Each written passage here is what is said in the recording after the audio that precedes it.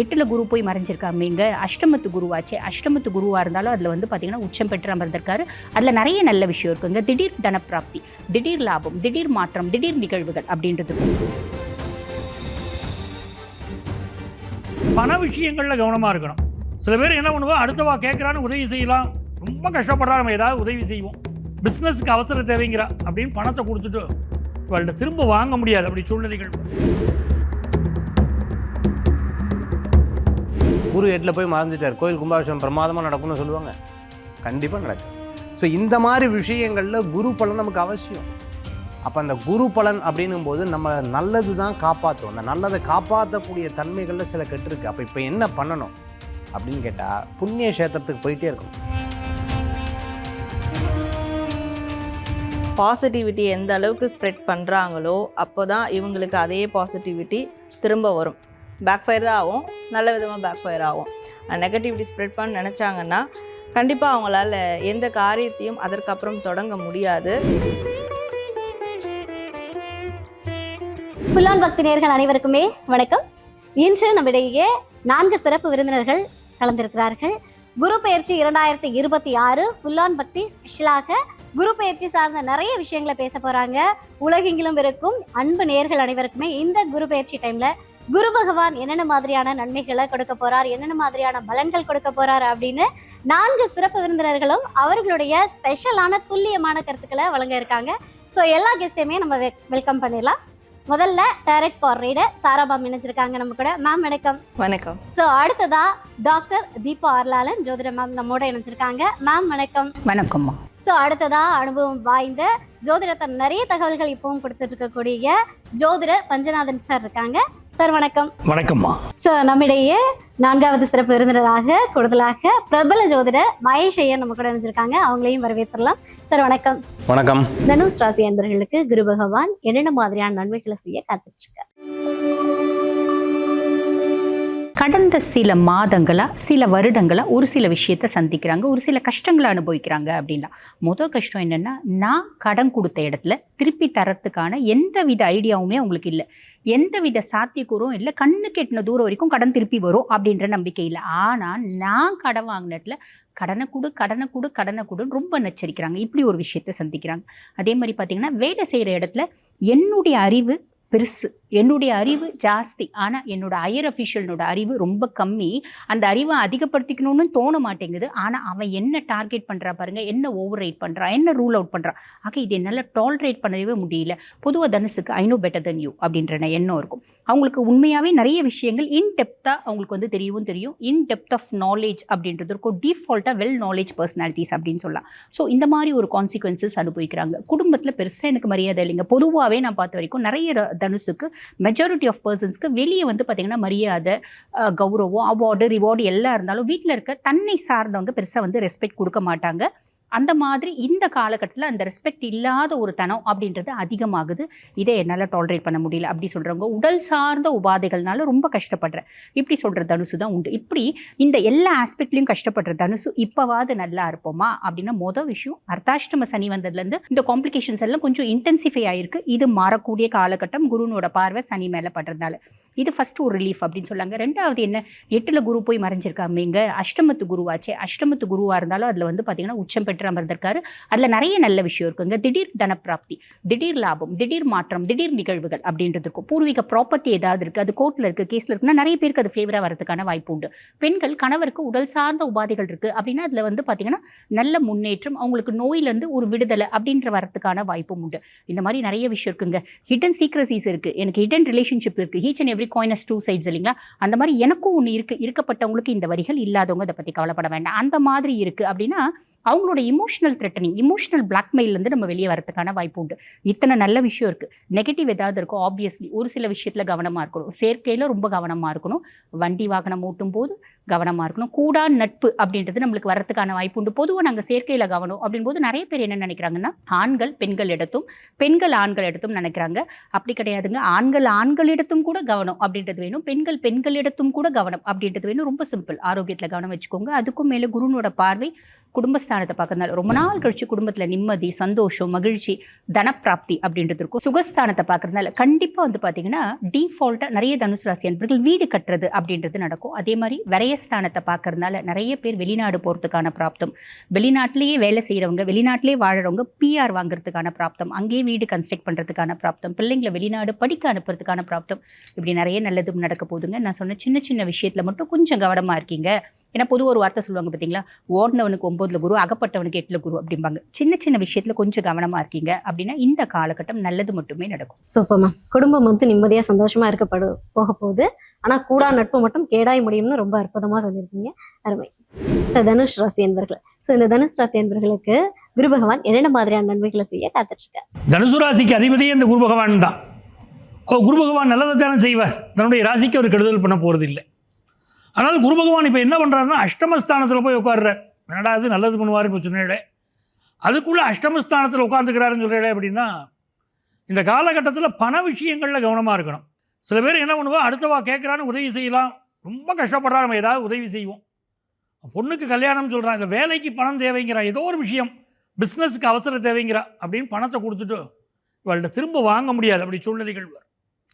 அதே மாதிரி இவள் அப்பாவுடைய ஹெல்த்தில் கொஞ்சம் கான்சென்ட்ரேட் பண்ணணும். ஏன்னா 9ஆம் இடத்துல கேது பகவான் வேறு இருக்கார், குருவும் அஷ்டமத்தில் உட்கார்ந்துட்டு இருக்கார். அப்போ தந்தையுடைய தேக ஆரோக்கியத்தில் சிலருக்கு பிரச்சனைகள் இருக்கலாம். சில பேர் வெளிநாடுகளில் இருப்பா, அவள் அப்படி இருக்கக்கூடியவர்கள் வந்து அங்கே இருக்கக்கூடிய நாட்டை விட்டுட்டு சொந்த நாடு திரும்பிடலாமான்னு தோணும். இப்போது அப்படிப்பட்ட அமைப்பு உண்டு. ரொம்ப நல்ல மனுஷன், அதில் சந்தேகம் இல்லை. ஆனால் முன்ஜென்ம பாவங்களுக்கு அந்த கர்மாவை அனுபவிக்கிறதுக்காக அவங்க பிறந்திருக்காங்க. 14 நட்சத்திரம் கர்ம நட்சத்திரம், அதில் 3 நட்சத்திரம் மூலம், பூராடம், உத்திராடம், அந்த 3மே தனுசு ராசியில் இருக்குது. அப்போ இவளுடைய பிறவியே வந்து அந்த கர்மாவை அனுபவிக்க பிறந்த பிறவி. இவள் வந்து எவ்வளவு தான தர்மம் பண்ணுறாலும் இவ்வளோ வாழ்க்கை நல்லா இருக்கும். இப்போ வந்து பண விஷயத்துலேயும் நகை, யாராவது இரவலாக நகை கேட்குறான்னு கொடுக்கக்கூடாது. ரொம்ப வேண்டியவங்க சொந்தக்காரங்க கேட்டாங்க திருப்பி கொடுன்னு சொன்னால் அங்கே ஒரு சிக்கல் வரும், அதெல்லாம் பார்த்துக்கணும். அதே மாதிரி புதுசாக வீடு வாங்கக்கூடிய யோகம் பலருக்கு உண்டு. நல்ல முன்னேற்றம், வீடு வாங்குகிற யோகம், வாகனங்கள் வாங்குகிற யோகம் அப்படி கூடி வருது. மிகச்சிறந்த, அதாவது இவாள் கண்திருஷ்டி கொஞ்சம் அதிகமாக இருக்கும். இந்த ஒவ்வொரு நட்சத்திரத்துக்கும் ஒரு பலன் சொல்லுவா பாருங்க. மூல நட்சத்திரத்துக்கு ஒரு பலன், இப்போ பூராட நட்சத்திரம் எடுத்துட்டோம்னா பூராடம் போராடும்பா. 6-11க்கு அதிபதி சுக்கிரன். ஆகவே பலருக்கு குடும்ப வாழ்க்கையில் மனைவியோடு இருக்கும்போதே போராட்டங்கள், வாகன விபத்துகள் அதனால தான் அந்த ராசிக்கு அதிகம் வருது. ஸோ கவனமாக இருந்துக்கலாம். ஆனாலும் இந்த குரு பகவானுடைய அனுக்கிரகத்தினால் புதிய வீடு மனை வாங்கக்கூடிய யோகம். தேக ஆரோக்கியத்தில் கொஞ்சம் கவனம் எடுத்துக்கணும். மருத்துவ ஆலோசனை எடுத்துன்னா நல்லபடியாக குணமாகும், நல்லா இருக்கும். நல்ல வருஷம் தான். சூப்பர். அதாவது வந்து நல்ல வருஷமாக வந்து குரு பகவான் நிறைய விஷயங்களை கொடுக்க போகிறார். பணத்தை மட்டும் யார்ட்டையும் கொடுத்து ஏமாந்துட வேண்டாம், அதில் ரொம்ப கவனமாக இருக்கணும். ரொம்ப அற்புதமாக சொல்லிட்டீங்க. அருமை சார். ஸோ தனுஷ் ராசி என்பர்கள், ஸோ இவங்களுக்கு குரு பகவான் என்னென்ன மாதிரியான விஷயங்களை கொடுக்க காத்துட்ருக்கார்? தனுசு ராசிக்கு 2026 குரு பயிற்சி பலன்கள். தளபதி படம் பார்த்தீங்களா? அதில் ஒரு நல்ல ஒரு பேண்ட் மியூசிக் ஒன்று இருக்கும். அந்த ஹீரோயின் வந்து ரஜினி சாரை விட்டு தள்ளி போவாங்க. உடனே ஒரு மியூசிக் ஒன்று வரும். அந்த மியூசிக் பார்த்தீங்க அப்படின்னு சொன்னால் அப்படியே கண்ணில் அப்படியே தண்ணி அப்படியே கசகுவார். அந்த மியூசிக் வந்து ரொம்ப பிரபல்யமானது. அந்த மியூசிக் வந்து ரொம்ப எல்லாத்துக்கும் பிடிச்சமானது இல்லையா? பாருங்கள், அவர் வருத்தப்பட்டுருக்கோம், நமக்கு பிடிச்சிட்ருக்கு. இந்த மாதிரி நம்ம கஷ்டப்படும் போது இவங்கெல்லாம் சந்தோஷமாக இருக்காங்களோ அப்படிங்கிற ஒரு எண்ணம் தனுசு ராசிக்கு வரும். என் கஷ்டத்தை பார்த்து அங்கே பாரு, நான் இவ்வளோ கஷ்டப்பட்டுருக்கேன், ஆண்டவன் ஏன் என்னை மட்டும் இப்படி வச்சுருக்கான் அப்படிங்கிற ஒரு எண்ணம் மட்டும் வந்துச்சுன்னா உலகத்தில் அதை விட கஷ்டம் வேறு எதுவுமே இல்லைன்னு. கம்பேரிசன், காம்ப்ளெக்ஸ், அந்த மாதிரி ஒரு சிந்தனைகள் இருக்கக்கூடிய காலமாக இந்த காலங்கள் இவர்களுக்கு ஏற்படுறதை நம்மளால் பார்க்க முடியாது. Point number 1. பாயிண்ட் நம்பர் 2 என்ன அப்படின்னா, இப்போ நீங்கள் வந்து நீங்கள் எப்படி சார் வந்தீங்க அப்படின்னு சொன்னால், நான் வீட்டிலேருந்து கிளம்பினாங்க, இங்கே வந்தாங்க அப்படின்னு சொல்லுவேன். தனுசு ராசிகிட்ட போய் கேட்டுப்பாருங்க.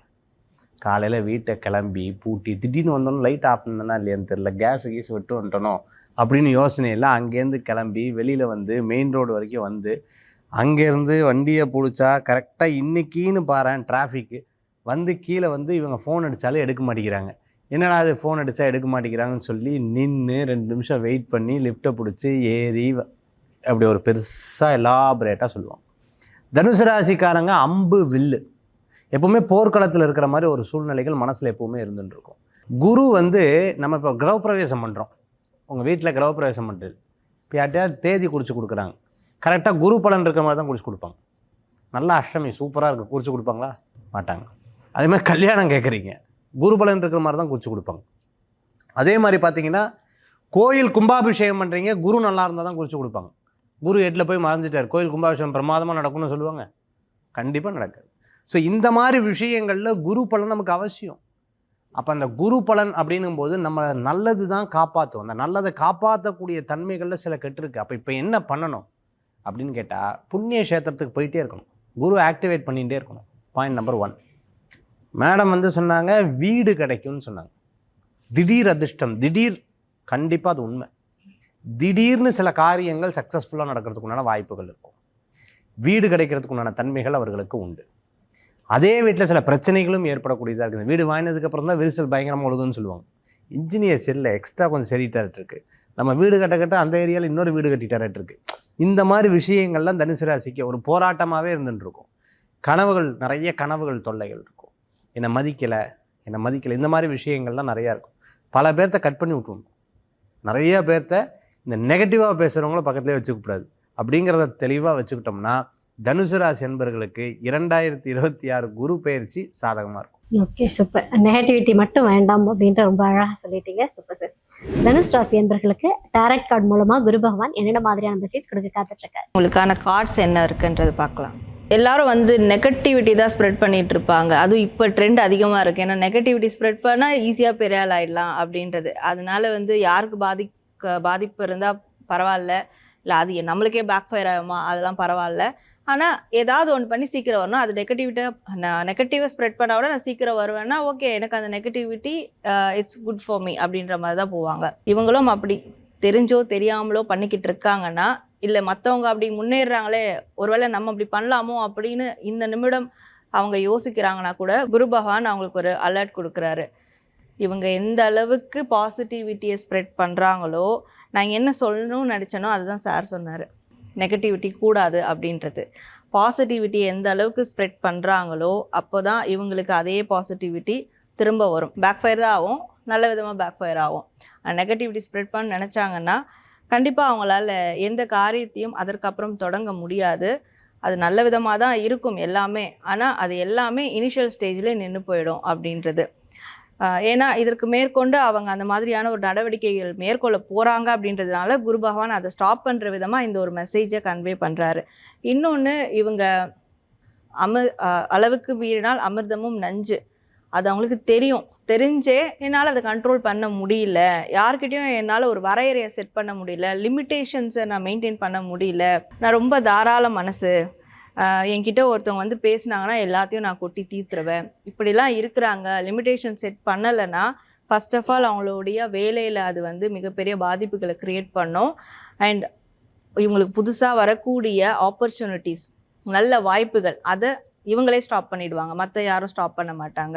ஏன்னா கண்டிப்பாக இவங்க அவங்களுடைய எல்லைக்கு மீறி யாரையாவது உள்ளே விடுறாங்கன்னா இவங்களுக்கு அடுத்த ஸ்டேஜ் போகிறதுக்கான விஷயங்கள் எல்லாமே பிளாக் ஆகிடும்.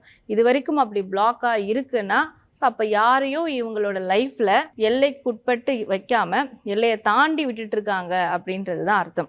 ஸோ அந்த விஷயத்தையும் குரு பகவான் ஸ்டாப் பண்ண சொல்கிறாரு. அதே மாதிரி இவங்களுக்கு இருக்கக்கூடிய அறிவை வந்து ஷேர் பண்ணணும். ஸோ ஒரு ஜாடியில் இருக்கக்கூடிய தண்ணியை இன்னொரு ஜாடியில் வந்து எம்டியாக இருக்குன்னா அது ஜஸ்ட் ஷேர் பண்ணி வைக்கலாம், ஈக்குவலாக கூட இருக்கட்டும். எதுக்கு அது எம்டியாக இருக்கணும்? இப்படியான ஒரு சிந்தனை அவங்களுக்குள்ளே இருந்ததுன்னா அப்போ அவங்களுடைய அறிவை மற்றவங்களுக்கு ஷேர் பண்ணுவாங்க, இல்லை அவங்களுடைய அறிவை ஏதாவது இன்வெஸ்ட்மெண்ட்டாக ஷேர் பண்ணுவாங்க. இப்படியான விஷயங்கள் செய்யும் போதும் வாய்ப்பு இவங்க தேடி போகவே வேண்டாம். குரு பகவான் சொல்லக்கூடிய இன்னொரு ஸ்ட்ராங்கான மெசேஜ், நீங்கள் வாய்ப்பை தேடி போகாதீங்க, வாய்ப்பை உங்கள் தேடி வரா மாதிரி உருவாக்குங்க, அந்த இடத்துல நீங்கள் நில்லுங்க, கண்டிப்பாக உங்களோட கேட்குள்ளே எல்லாமே வரும் அப்படின்றது தான் குரு பகவான் இவங்களுக்கு தரக்கூடிய ஒரு ஸ்ட்ராங்கான மெசேஜாக இருக்குது.